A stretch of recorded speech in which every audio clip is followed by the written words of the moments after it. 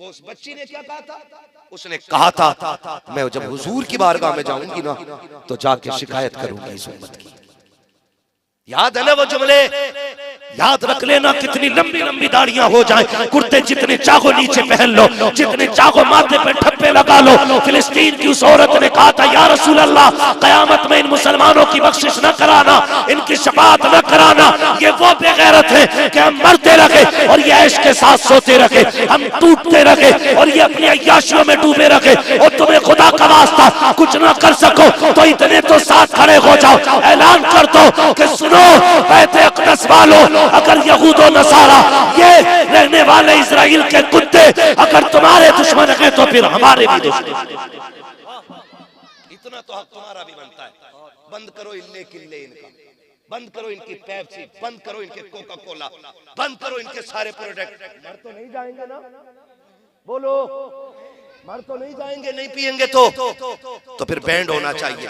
मैं अगर कहूं, मुझसे अगर कोई पूछे तो मैं इजमाली तौर पे ये कहूंगा कि जिस तरह सुअर का खून हराम है ना, उसी तरह इस वक्त में ये इजराइल के जितने भी खाने पीने की चीजें हैं ये मुसलमानों पे सारी हराम है। इससे बिल्कुल बचा जाए, इससे बिल्कुल बचा जाए। भाई काट करे मर जाना, कोका कोला मत पीना, पेप्सी मत पीना, ठोकर मार दो। क्या पहले के लोग जिंदा नहीं थे? आज KFC में जा रहे हैं, है ना? वहां जाकर के पिज्जे बर्गर खा रहे, लात मार दो। हुजूर हम चटनी से खा लेंगे, लेकिन आपके चाहने वालों से गद्दारी नहीं करेंगे। यह आप सबकी जिम्मेदारी बनती है, मेरी जिम्मेदारी बनती है। बिल्कुल हम कतई तौर पे इनके लिए किसी भी कीमत पे खड़े नहीं होंगे। वादा करते हैं इंशाअल्लाह, वादा करते हैं इंशाअल्लाह। हाँ बिल्कुल बच जाइए वरना कयामत में फंस जाएंगे। वो कहा था ना, एक माँ ने अपने बच्चे को गोद में लेके कहा था जहाँ हुजूर के पास जाना ना तो उम्मत की शिकायत करना जाके, का कोई हमारी मदद के लिए नहीं आया था। ऐसे ऐसे जुमले हैं उन लोगों के कि कयामत के दिन डर लगता है कि हम लोग पता नहीं कैसे बच पाएंगे। इसलिए हम उनके लिए दुआ करें, उन बच्चों के लिए दुआ करें जो भूखे हैं प्यासे हैं। अल्लाह उनकी गैब से मदद फरमाए, अल्लाह उनके लिए रिज़्क़ का इंतज़ाम करे, अल्लाह उनकी जान की हिफाजत अता फरमा दे। ठीक है ना जी, वक्त काफ़ी हो गया है। बस आखिर में फरमाइश थी हुजूर का शजरा पढ़ दिया जाए और बात ख़त्म कर ली जाए। पढ़ दूँ मैं? अगर ना थके हूँ तो पढ़ दूँ मैं? घुटने छोड़ दो भाई, जवानी में पकड़ोगे भी सही, इस उम्र में घुटने पकड़ोगे तो फिर हो गया नहीं। जवानी 12वीं पे झंडा लगा के ऐसे हिला रहा, कह रहा गाड़ेंगे भाई गाड़ेंगे, और झंडे से ज्यादा खुद हिल गया। सही बता, ये जवानियां रह गई हैं। 3 बजे तक मोबाइल चलाएंगे तो घुटने नहीं पकड़ेंगे तो क्या सर पकड़ेंगे? समझ रहे मेरी? मजबूत रहिए, टाइम से सोइए और टाइम से जागिए, ये भी कंपलसरी होना चाहिए। 3 बजे तक और मैच PUBG पागल कर दिया लोगों को। इसमें ईशा पढ़ के फौरन सो जाया करो, फजर में उठ जाया करो, फजर बाद बिजनेस का आगाज कर दिया करो, 10 बजे का इंतजार न किया करो। हुजूर ने फरमाया अल्लाह मेरी उम्मत के सुबह के वक्त में बरकत अता फरमा। इसका मतलब ये था कि जो सुबह उठेगा अल्लाह उसको बरकत अता फरमा देगा। उठेंगे इंशाअल्लाह सवेरा, है ना? जल्दी सोएंगे। इनके अब्बाओं के नाम लिख ले, पूछना लड़का कितने बजे सो रहा है, तो लड़का खुद कहेगा अब्बा तो खुद 3:30 बजे सोए थे हमारे। ये कंडीशन है हमारी कौम। तो टाइम से सोएंगे, टाइम से उठेंगे इंशाअल्लाह। और जलसों को इतना मुख्तसर कर लो, इतना मुख्तसर कर लो कि सुबह उठ के मजदूर मजदूरी पे चला जाए, बिजनेसमैन बिजनेस के लिए चला जाए, ताकि हम अपने बच्चों को हलाल रोजी खिलाते रहें। ये 3 बजे तक 4 बजे तक के जलसों से कोई नतीजा नहीं मिलेगा। इन्हें मुख्तसर कीजिए, कम वक्त में जलसे कीजिए, ताकि सही वक्त में बंदा उठ के फजर की नमाज भी पढ़ सके। करेंगे इंशाअल्लाह ऐसा ही। ये कमेटी वाले हमारे भाई बैठे ना अभी, शान भाई किधर है? अच्छा आमिर भाई करवट में, क्या नाम है? महराज भाई, ये करवट वाले हैं ना? अल्लाह सलामत रखे। आपकी जिम्मेदारी, आइंदा जलसा बहुत लंबा नहीं होना चाहिए। इतना मुख्तसर के फजर में बंदा सो के उठ जाए, और या फिर इतना लंबा के फजर यहाँ पढ़ के जाए। कौन से वाले पे अमल करोगे? पढ़ के जाओगे? बहुत अच्छे लोग हैं माशाअल्लाह। मौलवियों को भी कहीं करना चाहिए। ठीक है ना? तो या तो इतनी लंबी महफिल हो कि फजर पढ़ के उठो, और या फिर इतनी मुख्तसर हो कि आप उठ के फजर पढ़ लें, आप उठ के फजर पढ़ लें, ताकि हमारी जिंदगी में जो रोजमर्रा के मशागिल हैं वो हमारे मुकम्मल वक्त से होते रहे। ठीक है ना? अब मैं अल्लाह तूने घुटने पकड़ लिए, मेरा इन चीजों से बड़ा सर में दर्द होता है यार। बोलो चलो सुभान अल्लाह। मुझे भी पता वक्त बहुत ज्यादा हो गया है, मुझे 2 बजे तक का वक्त बताया गया था, लेकिन अब क्या करें, थोड़ी सी तरतीब ऐसी थी कि वक्त आउट हो गया और नहीं वक्त पे हो पाई बात। ठीक है ना? 2:30 बजने वाले, अब जरा बोलते हैं सारे सुभान अल्लाह। इधर वाले क्यों नहीं बोल रहे भाई? खाली लंगर के सहारे तो नहीं आए थे, घर से खा पी के आए थे, तो फिर जो खा के आए वो बोले जरा सुभान अल्लाह। हम लोगों की थकन मुर्ग मुसल्लम और बकरों से नहीं उतरती है, हम लोगों की थकन सुभान अल्लाह से उतरा करती है ना? इतनी जोर से सुभान अल्लाह कह दो कि बनारस सॉरी इलाहाबाद तक थकन नहीं लगनी चाहिए, माशाअल्लाह। और जब हाथ का इशारा हो ना तो समझ जाना मौलवी क्या चाह रहा है। क्या चाह रहा है मौलवी? मौलवी चाह रहा है सांस लेना। भाई बात साफ सही है, मैं सांस लेना चाह रहा हूं और आप सुभान अल्लाह कहेंगे, ताकि आप सुभान अल्लाह कहें, उसी बीच में मैं सांस ले लूं, आपको नेकियां मिल जाए, मेरा काम हो जाए। बात साफ सच्ची अच्छी रहती है भाई, खाली सुभान अल्लाह का झांसा देख के अपना काम नहीं निकालना। बता दो भाई मैं सांस लूंगा उस वक्त में, इसलिए आपको सुभान अल्लाह कहनी है। ठीक है ना? कहीं ऐसा ना हो तुम सुभान अल्लाह कहना भूल जाओ, मौलवी सांस लेने के चक्कर में पड़ जाए। ठीक है ना? बोलेंगे ना सुभान अल्लाह। और तीसरी बात भी कह दूं, मैं ये कह रहा हूं भाई बीच में साथ मत छोड़ देना, अगर छोड़ दिया तो नमाज जनाजा नहीं पढ़ा रहा हूं हजरत में, जो तकबीर पूरी कर काटूंगा। जहां साथ छोड़ दोगे वहीं मैं भी साथ छोड़ दूंगा। आप साथ देते रहोगे शजरा पूरा हो जाएगा। बोले जरा सुभान अल्लाह। ये जो डिस्प्ले है अगर ये खराब हो गई ना तो फिर मोबाइल नोकिया का भी चाइना का ही लगता है। ये डिस्प्ले अच्छी करो भाई, सामने वाले लोग, आपकी जिम्मेदारी ज्यादा बनती है। बोले जरा सुभान अल्लाह। बच्चा पार्टी बोलो सुभान अल्लाह। तुमने उन लोगों को हरा दिया कसम से जो बिस्तर पे सो रहे हो। अल्लाह तुम्हारे माँ बाप को सलामत रखे, और ऐसी नस्लें जो आज जलसे में बच्चे बन के आए ना, कल इंशाअल्लाह ये जलसों के सदर बन के उभरेंगे, है ना? तो इनको रखा करो जलसे में, ताकि ये सीख लें हमसे कि महफिलें कैसी होनी चाहिए। ठीक है ना? फिर बोले जरा सुभान अल्लाह। इधर को मुंह कर लूं, आप कतई बोलने को तैयार नहीं है। ठीक है ना? सामने वाले बोले जरा सुभान अल्लाह। आदम के बेटे शीश, हाँ इतनी जोर से बोलो कि रोटी जो खाने के टाइम शोर होता है उससे थोड़ी तेज आवाज हो, और आप पे कोई मुकदमा नहीं होगा इंशाअल्लाह सुभान अल्लाह कहने का, ये मेरी गारंटी है। और आज तक कोई सुभान अल्लाह कहने की वजह से मरा भी नहीं, तो डरो मत, साथ दो मेरा। वरना जितनी जोर से तुम्हारी सुभान अल्लाह हमको कहते हैं ना, जैसे तेरे परमल वैसे मेरे गीत, जैसे तुम कहोगे सुभान अल्लाह वैसी मैं शजरा सुना दूंगा। अब खुद फैसला करना कैसे सुनना शजरा। जोर से बोल दो यार।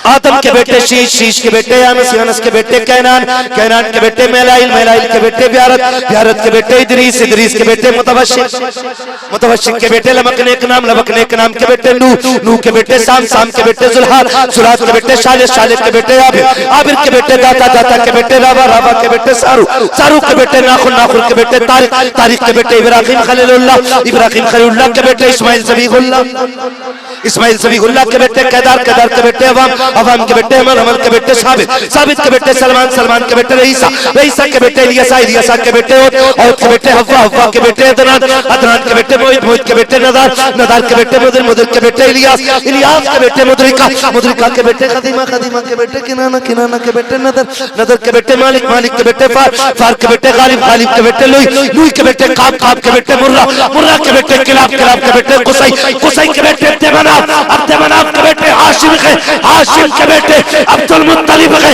अब्दुल मुत्तलिब के बेटे अब्दुल्लाह है, अब्दुल्लाह के बेटे मोहम्मद रसूलुल्लाह। और पानी पूछ रहे हुजूर से, और आका बता भी दे। तो अबू बकर सिद्दीक ये भी तो कह सकते थे हुजूर मैं और आप ही हैं, मैंने सफाई की पूरी गार की और पानी किधर, लेकिन सहाबी थे, उन्हें पता था तुम्हारे मुंह से जो निकली वो बात होके रही। उठे और गए, बीच गार में पहुंचे, पानी का प्याला रखा हुआ था, पिया, आ गए, पानी पी लिया था, बात खत्म हो जाती। भाई मुझे हजरत भेजे कि जाइए खाना खा के आ जाइए, मैं आ जाऊं, खा लिया, फिर ये तो नहीं पूछेंगे ना बताइए खाया कि नहीं खाया, क्योंकि भेजा ही इन्होंने। अब हुजूर क्या कहते हैं, बात खत्म हो जानी थी। अबू बकर पी लिया पानी का, जी या रसूलुल्लाह का, था कैसा? ये क्यों पूछ रहे था कैसा? इसका मतलब कुछ नया था, तभी तो पूछा गया था कैसा पानी। अबू बकर सिद्दीक कहते हुजूर मैंने उसे हाथ लगाया तो बर्फ की तरह ठंडा था। हुजूर मैंने उसको करीब किया ना और देखा ना तो दूध से ज्यादा सफेद, और जब मुंह के करीब लाया उसकी महक थी मुश्क से ज्यादा तेज, होठों से लगाया तो मिठास शहद से ज्यादा थी। अब आका क्या कहते हैं, मुकर पता है पानी कहां से आया था? कहते हैं अल्लाह व रसूलुहु आलम, अल्लाह जाने या उसका रसूल जाने, मैं पी के आ गया, मैं पी के आ गया। हुजूर मुझे नहीं पता, आप बताएं। आका फरमाते हैं अबू बकर रब ने तेरे लिए ये जन्नत से प्याला भेज दिया था। अब मुझे ये बताइए जो मुस्तफा का यारे गार भी हो, मुस्तफा का यारे मजार भी हो, और जिसको मुस्तफा जिंदगी में जन्नत के हौज़े कौसर के प्याले अता कर दे, जो उन्हें जहन्नमी कहे वो जन्नती कैसे हो सकता है? हो सकता है वो पक्का जहन्नमी है जो नबी के अबू बकर को जहन्नमी कह के पुकारे। होश कर, तुझे ख्वाब में एक दिन हुजूर दिख जाए तो पूरी जिंदगी ख्वाब बताता कि मेरे ख्वाब में हुजूर आए थे, और अबू बकर वो है जिसके दरवाजे पे दूल्हा बन के मेरा नबी खुद जलवागर हो रहा। औकात में रहने की आदत चाहिए। ये अबू बकर सिद्दीक की शान। बात अगर करता तो बड़ा हजरत अबू बकर सिद्दीक हर काम में सबसे पहल करते हैं, सबसे आगे हजरत अबू बकर सिद्दीक रहते हैं। वुजू का मसला है, हुजूर को पहले वुजू के लिए पानी आप पेश कर रहे हैं, हुजूर को नमाज पढ़नी है, अबू बकर सिद्दीक पहले इंतजाम कर रहे हैं हर जगह। तो हजरत अली के भाई थे, हजरत मुस्लिम, हजरत अकील, हजरत अकील हजरत अली के भाई, एक वो नए नए ईमान लेके आए। उन्होंने सोचा हर मामले में अबू बकर जीत जाते, एक बार मैं इनसे जीतूंगा। ये सोच के ना, हसद नहीं था उनमें, रश्क था, और चाहते थे कि हम आगे निकले नेकी करने में एक दूसरे से। हसद आज हो गया है, बिल्डिंग बन कैसे गई, नीचे वाला रद्दा निकलेगा कैसे?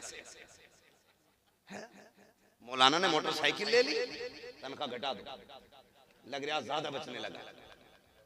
ये आज के दौर में, लेकिन वहां ऐसा नहीं था। वहां ये था कि नहीं मैं पहल करूंगा, ये नेकी मुझे पहले करनी है।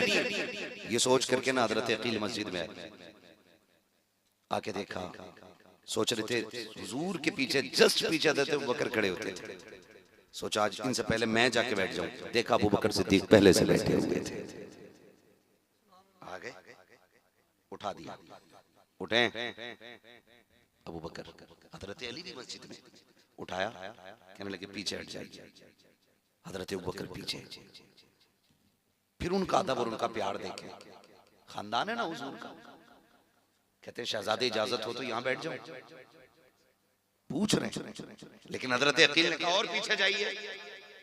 आप फिर एक सब पीछे हो, यहां कहा और पीछे जाइए, कहा यहां बैठ जाऊं, कहा नहीं और पीछे जाइए। आखिरी सफा अबू बकर उनकी मर्जी के बगैर बैठे नहीं। कहां गए ये लड़ाने वाले, आग लगाने वाले, इनकी नस्लें तबाह हो जाएंगी जो इल्जाम तराशी करते हैं। हजरत अबू बकर सिद्दीक सबसे पीछे आ गए, बैठ गए। नमाज पूरी हुई, हजरत अली उठे और हुजूर की बारगाह में, हुजूर जी अकील को बुलाएं, जरा डांट दे थोड़ा सा। क्या हुआ? कहा आज मस्जिद में बड़ा अजीब मसला हो गया। कहा क्या? कहा उसने ना अबू बकर को अगली सबसे पिछली सफ में भेज दिया। अब हुजूर तो कुछ नहीं बोले ना, कुछ नहीं बोले। हुजूर फरमाते हैं अकील को छोड़ो, ये बताओ मेरा अबू बकर क्या कह रहा था। ये रिश्ते कहते ये बताओ मेरे अबू बकर ने क्या कहा। हजरत अली कहते या रसूल अल्लाह, अकील ने कहा पिछली सब कहा, फिर पीछे पहुंचे, कहा और पीछे, और पीछे हो गए, आखिरी सफा गई। सरकार अबू बकर ने कुछ नहीं कहा था, लफ्ज शहजादे कह करके उनकी अपनी जबान में कहा, इजाजत लेते रहे, जहां मिली वहां बैठ गए। सरकार फरमाते कोई मेरे अबू बकर को बुला लाए। हजरत अबू बकर सिद्दीक आए हैं। हजरत अबू बकर सिद्दीक के आते ही मुस्तफा अबू बकर सिद्दीक का चेहरा देख रहे हैं। हजरत अकील बगल में बैठे हुए हैं और बगल में बैठे हुए हजरत अकील, सरकार दो आलम सल्लल्लाहु तआला अलैहि वसल्लम ने हजरत अकील के कंधे पे हाथ रखा हुआ है और बात अबू बकर सिद्दीक से कर रहे हैं और कहते अबू बकर यार बताना क्या हो गया था मस्जिद में, क्या हो गया था मस्जिद में। मुस्कुरा के कहते आका कुछ भी तो नहीं, एक शहजादे की जिद पूरी कर रहा था जिसमें शहजादे की रजा थी, अबू बकर भी उसमें राजी हो गया था। आका बात कुछ भी तो नहीं थी। हजरत अली कह रहे हैं आका पूछो ना अकील से ये बताएगा इसने क्या किया है।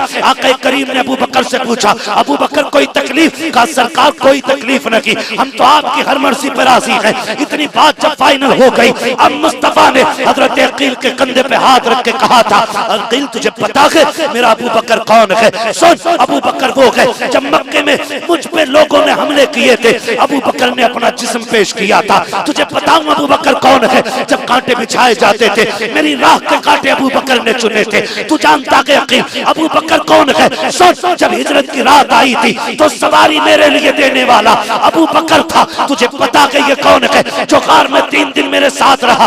अबू बकर वो है जिसे सांप ने काटा। अबू बकर वो है जिसका सफर मेरे साथ रहा। तुम्हें पता है यकीन अबू बकर कौन है जिस मस्जिद में बैठा है तू बैठा इसमें है, लेकिन इस मस्जिद की कीमत मेरे अबू बकर सिद्दीक ने अदा की। नारे तकबीर, नारे रिसालत, मज़हबे इस्लाम, अज़मते अबू बकर। ये शान सरकार अबू बकर सिद्दीक की। हुजूर फरमाते हैं सुनो, आखिरी बात हुजूर ने हल कर दी। फरमाया सुनो अकील, जब कयामत होगी ना सुभान अल्लाह, मैं सबके एहसानों का बदला दे चलाऊं, क्या कहने, वाह, लेकिन मेरे अबू बकर का बदला बाकी है। कहा ये मैं नहीं दूंगा, मैं हाथ पकड़ के लेके जाऊंगा अबू बकर का रब की बारगाह में। मैं कहूंगा मालिक मैं सबके बदले दे के आया हूं, अबू बकर के एहसान का बदला तू अता फरमा दे। तो शुक्र है हम उमर वाले भी हैं, हम अबू बकर वाले भी हैं, हम मौला अली वाले भी हैं, हम उस्मान गनी वाले भी हैं, हम मुस्तफ़ा के सारे यारों को मानते हैं, हुजूर के सारे वफादारों को मानते हैं। आज जरूरत हमारे लिए जो सबसे अहम है वो ये है कि हमें हुजूर के सहाबा की जिंदगी को अपनी जिंदगी में उतारना है। ये सबसे ज्यादा अहम बात है। सबसे ज्यादा अहम बात यह है कि हुजूर का किरदार हमें अपनी जिंदगी में लाना है। हम कोशिश ये करें कि हमारी सुबह शाम ऐसे होने चाहिए जिससे खुदा भी राजी हो और मदीने वाला मुस्तफ़ा भी राजी हो। ये कोशिश करनी है नौजवानों। कोई मसला नहीं है, 4 दिन जी लोगे, 5 दिन नारे लग जाएंगे, 6 दिन लोग बातें कर लेंगे, लेकिन जब मौत आएगी ना तो वहां यहाँ वाले इश्तिहार और कैलेंडर काम नहीं आने, यहाँ के नारे वहां काम नहीं आने। वहां सिर्फ एक सिक्का चलता है और वो सिक्का मेरे नबी की गुलामी का सिक्का है, वो हुजूर की गुलामी का सिक्का है। कामयाब वो नहीं है जिसने 4 बीघे जमीन छोड़ी, आगे पीछे अपनी बिल्डिंग और इमारतें छोड़ गया। कामयाब वो है जो अपने पीछे छोड़ी जाने वाली औलाद को मुस्तफा का वफादार बना के छोड़ गया है। वो सबसे ज्यादा कामयाब, सबसे ज्यादा कामयाब जिसकी जिंदगी ऐसी है। आज ना हमें तो मालूम ही नहीं, दीन हमने जो है ना अपनी मर्जी के मुताबिक बना रखा है, मर्जी के मुताबिक। कुरान कहता या अय्युहल्लज़ीना आमनू उदखुलू फिस्सिल्मि काफ़ा, ए ईमान वालों पूरी तरह से इस्लाम में दाखिल हो जाओ। तुम्हारा जाहिर भी इस्लामिक होना चाहिए और तुम्हारा बातिन भी इस्लामिक होना चाहिए, पूरे पूरे हो जाओ। ये नहीं जलसों में तो हम दीन पे हैं और यहाँ से निकले आ गई बारात, बज गया बाजा, डीजे चल रहा है, फिर भी हम मुसलमान हैं। पूरे पूरे दाखिल हो जाओ। हर जगह हर लम्हा हमें लोग देख के ये न कहें कि पता नहीं कौन जा रहा है, हमारा किरदार बता दे मुस्तफा का वफादार जा रहा है। ऐसी जिंदगी हमें गुजारनी है। सबसे ज्यादा जरूरी इस वक्त है तो वो यही है कि आका करीम का किरदार लोगों के सामने रखा जाए। ये तमाम जिम्मेदार लोग बैठे हुए, मैं पूरी जिम्मेदारी के साथ कह सकता हूँ कि हम हमारे सजदे देख के लोग मुसलमान नहीं होंगे, हमारे रोजे देख के लोग मुसलमान नहीं होंगे। ये तो हमारी वो फर्ज इबादत है जो हमें खुल के छुप के हर हाल में करनी है। लेकिन जानते हो सबसे बड़ा असर जो पड़ता है वो किरदार का पड़ता है, अखलाक का पड़ता है। आज तक कोरोना था ना, हाँ कोरोना का ही तो दौर था, जो मुस्लिम नौजवानों ने पानी जब पिलाया था रोड पे चढ़ के, तो जात देख के नहीं पिलाया था, प्याज देख के पिलाया था। आज तक उसकी मिसाल नहीं मिलती। क्यों? क्योंकि अखलाक जो है ना ये दूर तक जाता है। आप किससे कैसे मिलते इसका असर सबसे ज्यादा पड़ता है। आपके रवैये लोगों के साथ कहते हैं इसका सबसे ज्यादा असर पड़ता है। लेकिन आज अखलाक की सबसे बड़ी कमी है, सबसे बड़ी कमी अखलाक की। मैं कहूं अगर मुझे जगह ना मिले ना यहाँ बैठने की, तो मैं नीचे बैठ जाऊं ना, तो मैं सबको गाली दूंगा ऊपर वालों को। मेरे जैसे आदमी को ऊपर बैठने की जगह नहीं थी। ये मामला है। और अगर हमारे समाज का कोई थोड़ा सा मशहूर आदमी आ जाए तो वो चाह रहा है मेरा बाप भी मेरे लिए उठ के खड़ा हो, वो इस्तकबाल करे हमारा। नहीं, ये बिल्कुल नहीं होना चाहिए। हुजूर का किरदार आप देखें, हुजूर का किरदार। हुजूर की बारगाह में जब अदी बिन हातिम आए ना हुजूर की बारगाह में, और आका करीम को चेक करने के लिए आए थे कि मेरी बहन ने जो कहा है वो सच है कि नहीं। सिर्फ चेक करने आए थे। हुजूर की बारगाह में आए, बैठने की जगह नहीं थी। हुजूर की बारगाह में महफिल लगी हुई थी, जगह नहीं बची थी। मुस्तफा ने मुजम्मिल वाली चादर दी, इसका क्या करना है? मेरा नबी फरमाता है इसे बिछा के बैठ जाओ। हैरत में पड़ गए अदी बिन हातिम, ऐसा तो आज तक कोई देखा ही नहीं। फिर उन्होंने चादर को लिया और सीने से लगाया। कहा महबूब ये बिछाने के लिए नहीं, ये तो सीने से लगाने के लिए। कहा जब इतना बड़ा आदमी होते हुए अखलाक इतना आला है कि अपनी चादर बिछाने दे दे, फिर जो दीन वो लेके आया होगा वो दीन कितना आला रहा होगा। तो ये चीजें होती हैं जो हमें मजबूत करेंगी, ये चीजें होंगी जो हमें बेहतर करेंगी। आज ना नए नए गालिबन अदद तकरीर में कह रहे थे कि वो क्या है, सास के साथ शादी कर ली किसी ने, दामाद लेके निकल लिया भाई। ये बात चल रही थी। मैं आपसे एक बात कहूंगा, मैं एक बात जानता हूं, जो भी शरीयत की हदें तोड़ेगा वो रुसवा और जलील जरूर होगा। ये क्लियर। जो भी शरीयत की हदें तोड़ेगा उसे रुसवा होना है। अगर आप एहतियात नहीं रखेंगे तो फिर ये जिल्लत हमारा मुकद्दर बनेगी, फिर ये जिल्लत हमारा मुकद्दर बनेगी और कोई बचा नहीं सकता। बड़ी अच्छी बात कही थी हमने, करोड़ों रुपए मज़ारों में तो लगा लिए, गुंबद भी हमने बना लिया, संगे मरमर भी हमने बना लगाए, लेकिन अपनी कौम को एक ऐसा इदारा नहीं दे पाए जिसमें बेटियों की भी इज्जतें महफूज रह सकें और बेटों की जिंदगियां महफूज रह सकें। ये सबसे बड़ा फुकदान हमारी कौम का, ये सबसे बड़ा नुकसान हमारी कौम को पहुंचा है। खुदारा थोड़ा सा होश के नाखून लें और इदारे मजबूत करें, इदारे मजबूत करें। और अब तो मजबूत क्या, जो हैं उन पे आ बनी, अब तो वो खतरे में आ गए जो हैं, नए बननी तो बड़ी बात। जबकि हमारे इदारे लोगों में शराफत तकसीम करते हैं, प्यार बांटते हैं, मोहब्बत बांटते हैं, हुजूर का किरदार लोगों तक पहुंचाते हैं। मैं आपसे कहना चाहता हूं अपने बच्चों को दीन दीजिए, हुजूर का किरदार इनके सामने रखिए और इन्हें पढ़ाइए। और ये भी बताइए कि एक सबक याद रखना कि मोहम्मद से वफा तूने तो हम तेरे हैं, ये जहां चीज है क्या लोहो कलम तेरे हैं। हमें अपनी नस्लों को महफूज करना पड़ेगा, अपनी नस्लों को। आज नस्लें महफूज नहीं है, नस्लें महफूज नहीं है। शादी का सालक चल रहा, एक तो फोन करके कह रहा तारीख दे दो वरना देवबंदी हो जाऊंगा। सारे जोर हम पे ही है, कह रहा तारीख दे दो वरना डांस कराऊंगा। ऐसा लगता है कि उम्मत हम ही है, ये नहीं। अजीब मसला लोगों का यार। हमें वक्त नहीं है तो तू डीजे बजाएगा, हम नहीं आएंगे तो तू नाच कराएगा। ये क्या है? ये दीन की कमजोरी है। वरना जितनी दीन की जिम्मेदारी मेरे ऊपर है उतनी जिम्मेदारी हर नौजवान के ऊपर।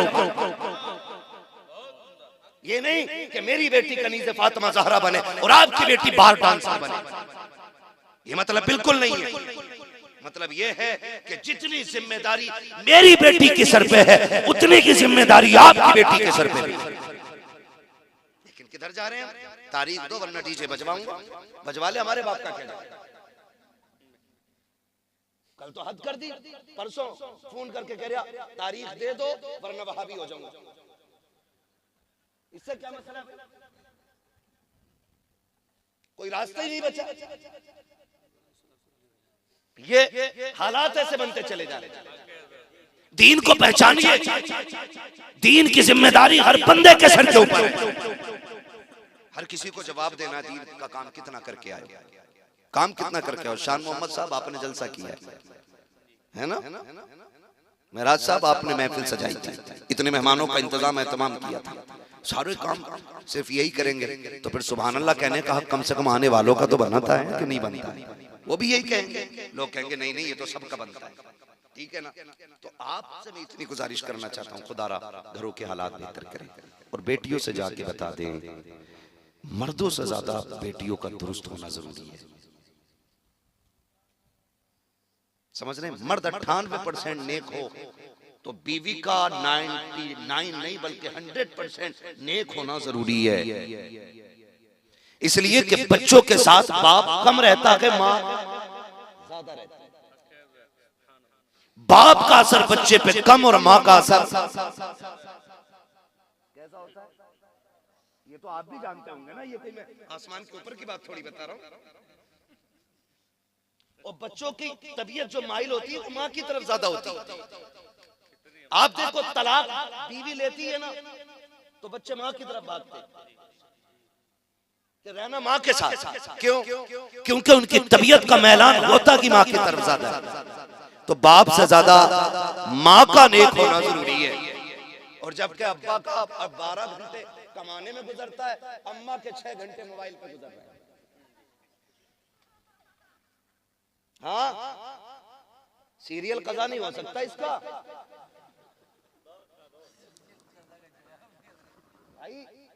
सही कह रहा हूं, ये कंडीशन है इनकी।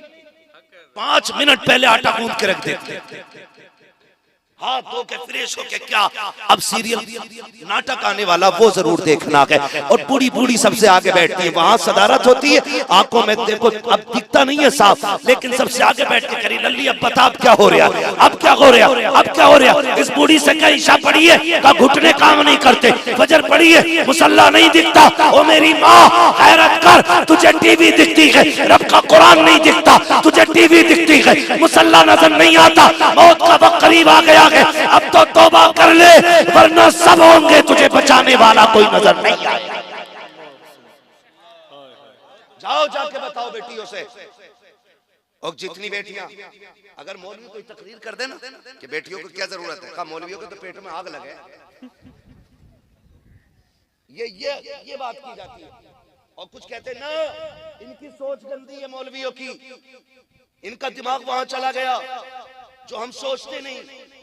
ये बातें लोग करते हैं। हाथ जोड़ के कहता हूं अगर इस्लाम ने पर्दे का हुक्म दिया है तो शक नहीं किया आप पे, शक नहीं किया कि अगर शक की बुनियाद पे पर्दे का हुक्म होता ना तो मेरा नबी अपनी फातिमा से ज्यादा किस पे यकीन करता था? बताओ कोई। मेरे नबी को अपनी आयशा से ज्यादा किस पे भरोसा? जिसकी तहारत में, जिसकी पाकीज़गी में रब ने कुरान में आयतें नाज़िल की, उससे ज्यादा पारसा को। लेकिन जानते हो आज कह दो ना कि भाई बेटियों को पर्दे में रखना, मौलवी की सोच ही गलत, ये तो सोचते ही गलत नहीं सोचते। मेरे लाल मेरे साथ रह के देख 8 दिन कितने आके 3 बजे कहते हैं रात से बेटी 2:30 बजे से गायब है, तावीज दे दो लौट के आ जाए। कोई कहता फजर में चली गई है, कोई कहता 3 बजे चली गई है। हाथ जोड़ के कहता हूँ ये जो भाग रही है ना 3 बजे 2 बजे 8 बजे रात में उठ के कहता किसी को पता न चल जाए, ये वो जूता तेरे मुंह पे लग गया है कि इसे छुपाए नहीं छुपाया जा सकता है। और तुम क्या समझते हो एक रात का तावीज भागी हुई बेटी को ले आएगा? जिसकी जिंदगी में आग लगाई तुमने 18 साल तक हो, उसे 3 मिनट का तावीज सवार नहीं सकता है। जिसको 25 साल तुमने ढंग से बिगाड़ा हो, उसे मौलवी की 2 मिनट की दुआ नहीं सवार सकती है। जिसकी जिंदगी को तुमने 25 साल तक तहस-नहस करके रखा हो, उसे मौलवी का तावीज नहीं बचाएगा। अगर बेटियां बचानी है तो बेटियों को किरदारे फातिमा पढ़ा लो। खुदा की कसम तावीज हो न हो, खातून जन्नत का किरदार तेरी भी इज्जत बचा लेगा, तेरी बेटी की भी इज्जत बचा लेगा। नारे तकबीर, नारे रिसालत। कह रहे बड़ा भरोसा बेटी पे, वह भरोसा हमें भी है, अपनी बेटी पे भरोसा हमें भी है बीवी पे। लेकिन शरीयत हमें हुक्म देती है ना पर्दा पर्दा पर्दा, तो हमने अगर कलमा पढ़ा है तो इतने आजाद नहीं कि अपनी मर्जी से जिए। फिर पर्दे को अहमियत दो, पर्दे को अहमियत दो। जरा खुद बताओ, दिल पे हाथ रख के जो सवाल करने लगा हूं, बताओ जो बच्ची तुम्हें नकाब में दिखती है, दिल से उसकी इज्जत करने को जी चाहता है कि नहीं? हाथ उठा के बताएं कितने लोगों का जी चाहता है कि इसकी इज्जत की जाए। ये तो हर शख्स की कहानी, मिंबर वाले नहीं, स्कूल वाले भी, खेत वाले भी, सब ये समझते हैं कि पर्दे वाली बेटियां इज्जत वाली बेटियां होती हैं। फिर जरा ये बताओ, जब तुम्हें नकाब वाली कोई भी बच्ची का जी चाहता है ये इज्जतदार है, तो फिर हमारी अपनी बच्चियां पर्दे में क्यों नहीं है? क्या जरूरत पड़ी है उन्हें मोबाइल देने की? क्या जरूरत पड़ गई थी? उनका बिजनेस है क्या है? आग जो लगाई है ना हजरत, ये ऑनलाइन तालीम जब से आई है इसने हमारी बेटियों का बेड़ा गर्क करके रख दिया। मैं अगर कहूँ आपको मसला के आला हज़रत का नारा लगाओ, कसम से कलेजे फाड़ के हम लोग नारा लगाते हैं। अजमेर वाले का नाम का नारा कलेजे फाड़ के लगाते हैं। हुजूर क़यामत में अगर पूछेंगे, सुन बिल्डिंग तूने बनाई थी बच्ची की तालीम के लिए, कोई इदारे बनाए थे क्या? कोई जवाब होगा इसका? आज बेपर्दगी आम हो गई है। शादी में चले जाओ तो गैरतमंद आदमी किसी शादी में 5 मिनट खड़ा नहीं हो सकता है। ये हया वालों की बात कर रहा हूँ, बेगैरतों की तो कोई बात ही नहीं है। ये तो जहां चाहो वहां खड़े हो जाए बेगैरत को, लेकिन गैरत वालों की बात कर रहा हूँ। एक गैरतदार बंदा ना शादी में 10 मिनट नहीं रुक सकता, क्योंकि वहां हया, शर्म, पर्दा सबका जनाजा निकल गया, कुछ नहीं बचा। ये कंडीशन हमारी। काश मुझे उस बच्ची के जूते मिल जाएं जिसने फिलिस्तीन में इंटरव्यू देते वक्त ये कहा था। उससे जो पूछा गया था कि तुम हर वक्त नकाब में रहती हो, उसने कहा जी जागते नहीं, हम तो सोते भी हैं तो नकाब पहन के जूते हैं। अल्लाह करे काश उस बच्ची के अगर जूते मिल जाए ना। बड़ी प्यारी बात उसने कही थी, हम नकाब पहन के इसलिए सोते हैं कि पता नहीं दुश्मन का कब बम और गोली आए और हमें जिंदगी से आजाद कर जाए। कहीं ऐसा ना हो कि जब मलबे से लोग हमें तलाश कर रहे हों तो हमारा जिस्म बेपर्दा पड़ा हो। का इसलिए नकाब पहन के सोते हैं, अगर मर भी जाएं हमारी लाशें भी निकाली जाएं तो पर्दे के साथ लाशें निकल के आए। इनकी गोद में पैदा होते हैं अल्लाह के शेर। ऐसी माओ का मुकद्दर है कि अल्लाह इनको सलाहुद्दीन जैसे बेटे दे रहा है। आज का हाल कह के तो दिखाइए, जरा दुपट्टा ही रख ले सर पे, करी ओढ़ के देखो 3 मिनट पता चल जाएगा कितनी गर्मी हो रही है। ये आदमी कोड़ा देगी, बराबरी चल रही है। वो फिलिस्तीन की बच्ची जो कह रही थी कि हम सोते भी हैं तो नकाब पहन के सोते हैं, इससे सबक सीखना चाहिए मेरी बेटियों को।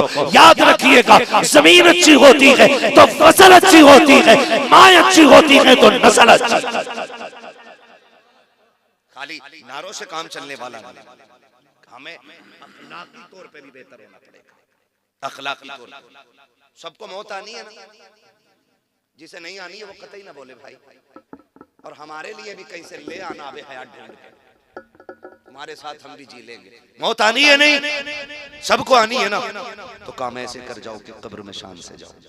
हुजूर का दौर है, बच्ची ये शोहर आ गया, शोहर गया किसी काम से परदेस, जाते जाते उसने कह दिया मेरी इजाजत के बगैर घर से कदम न निकालना। वो तो चला गया। कुछ दिन गुजरे थे, सगा भाई आ गया। कौन है? का भाई तेरा। दरवाजा खोला, भाई कैसे आए? का बाप की तबीयत खराब है, चल तुझे बुलाया है। उसने कहा मैं चल तो जाती लेकिन शोहर की इजाजत नहीं है।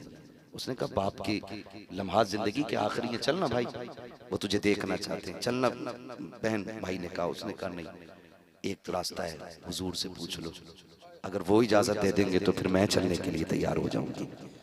भाई गया हुजूर की चौखट पे, आका मेरी बहन है और शोहर ऐसे से कह के चला गया, आप इजाजत दें तो ले जाऊं। मुस्तफा कहते हैं जिसे शोहर ने इजाजत नहीं दी उसे मोहम्मद भी इजाजत नहीं देगा। आज मुझे बताओ तो सही हो। कहती है तू रोक के दिखाइए, रोक के दिखाइए, खा लेगा क्या रोटी? डर के मारे वो जबरदस्ती इजाजत ले। यहाँ इतने प्रदर्शन करके हम एक बात गवर्नमेंट से नहीं मनवा पा रहे, वो खाली बस रोटी का एक ताना दिया और बंदा के ठीक है भाई ले ये बैग तेरा। ये कंडीशन औरत क्या कहती है? हुजूर अगर इजाजत दें तो मैं चली जाऊं। आका के इरशाद करीम में आना, अगर शोहर ने इजाजत नहीं दिया तो फिर मैं भी इजाजत नहीं दे सकता। ये मुस्तफा ने कहा। कुछ दिन फिर भाई आया कि आप क्या हुआ, कब आपका इंतकाल हो गया, अब तो चल कब भी नहीं जा सकती, कोई सूरत हो तो फिर मुझे दिखा दिया जाए। जनाजा तैयार हुआ, बेटी के दरवाजे पे आ गया। जब बेटी के दरवाजे पे आया, भाई ने कहा अब तो चेहरा देख ले, कहा बाहर नहीं आ सकती, अंदर लेके आओ। जैसे जनाजा बाप का अंदर आया ना, तो बेटी बेटी हुआ करती है। बाप के चेहरे से कफन हटाया, माथा चूम के रोने लग गई। चंद आंसू बाप के चेहरे पे गिरे और उसके बाद नजर उठा के कहा, मालिक तू जानता है ना इससे मेरा रिश्ता क्या है, ये मेरा बाप है, इससे मेरा खूनी रिश्ता है, इसके जरिए मैं दुनिया में आई हूँ। लेकिन मेरे परवरदिगार, मैंने तेरी शरीयत के लिए अपने बाप की ज़ियारत तक को ठुकरा दिया है। अल्लाह, अगर तू मेरे इस अमल से राजी है तो मेरे बाप की मग़फ़िरत फरमा दे। इधर जनाजा उठा है, उधर मुस्तफा की आंख में आंसू आ गए। आका से सहाबा ने कहा, आप क्यों रोए? सरकार कहते हैं, जाओ उस बेटी को खुशखबरी दे दो, अल्लाह ने इस अमल के बदले में उसके बाप को जन्नती बना डाला। अगर बेटियां पारसा होती हैं तो अल्लाह बाप को जन्नती बना दे। क्या बनेगा उन अब्बा का जिन्होंने मार्केट से वो सूट ला के दिया कि जिसको पहने और बेपहने में कोई फर्क नहीं होता है। इसलिए हर बंदा जिम्मेदार है, पर्दे को लाजिम करो। और बेटियों से सिर्फ एक बात कह दो, ये जो जिंदगी है ना, इस जिंदगी में आने का मतलब है अल्लाह रसूल की रजा, अल्लाह रसूल की रजा। और जो बेटियां मुर्तद हो रही हैं ना, गाड़ियों के चक्कर में और सोने के चक्कर में और होटलों के चक्कर में, खाने पीने के चक्कर में, सिर्फ एक बात जान लीजिएगा, ये चंद दिन के मेहमान हैं, आखिर फिर आखिरत का सामना करना है। इसलिए जाओ बेटियों को पर्दे की तलकीन करो। नौजवानों से गुजारिश है कि अपनी नजरों को पारसा कर लो, इतना खूबसूरत बना लो तुम अपनी नजरों को कि लोग तुम पे अपनों से ज्यादा भरोसा करने लग जाएं। ये दौर भी इस्लाम ने देखा, ये दौर भी देखा कि गैर मुसलमानों पे इतना भरोसा करते थे कि बेटियां उनके हवाले कर जाते हैं, बेटियां उनके हवाले कर जाते हैं। हम परदेश जा रहे हैं, बेटी आपके हवाले। लेकिन आज दौर कैसा है, हमारी बेटियां हम ही से महफूज नहीं है, हम किससे बात करें, हम किससे करें। खुदारा आप नजरों की हिफाजत करें और अपने आप को इतना बदल दें, इतना बदल दें कि लोग यकीन करने पर मजबूर हो जाएं कि मुसलमान से ज्यादा पारसा कोई कौम नहीं हुआ करती है।